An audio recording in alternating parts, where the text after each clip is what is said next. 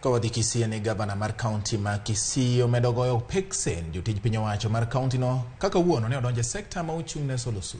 Wachre ni omenda mag jopiny malo milion 7 lal bang' dwe ka dwe. Gino mano chuno jotij kaunti no chwalo oboke mag somo mapodhogi e apisi mag kamano. Ripota marwa Crispin Otieno lerono mathoth.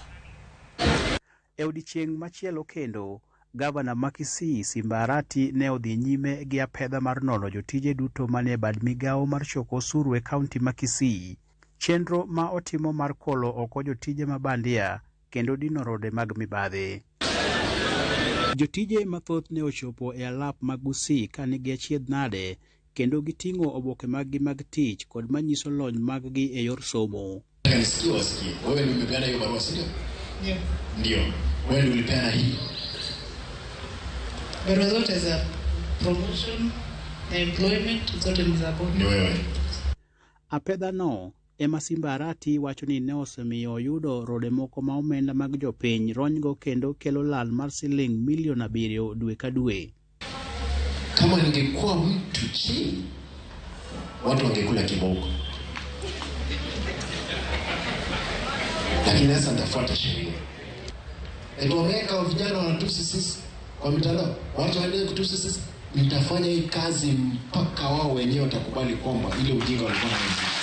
Arati bende wacho ni ji manyocha oyudo barupe mag tich pod nyalo wito tijegi ni mar kaunti sani ni matek nikech omenda ma ichulo jotich omedore mochopo 58% ka chik to dwaro ni omenda mag osara kik kadhi 35% mar budget. Basically, what we are doing is that we have realized so many people are employed here because they know either here, they know chief officers. Those are the criteria of employing many people. Yes, we have a section which has papers working in.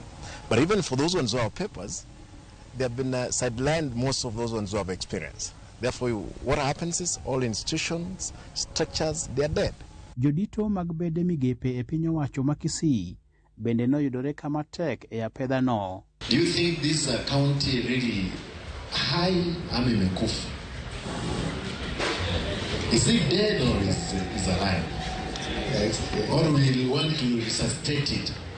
We are trying to resuscitate it. Motelo, apedha machielo nyocha otimore e sekta mar wuoth kendo jotije 860 mabandia ne ofwenyore. Jotije manie sekta mar thieth kod pi bende koro ikore ni mar gin bende idhi chak non-gi. Crispin Otieno, Ramogi TV, Kisii. Kwaya gwengo ma Kisii nyakoro mga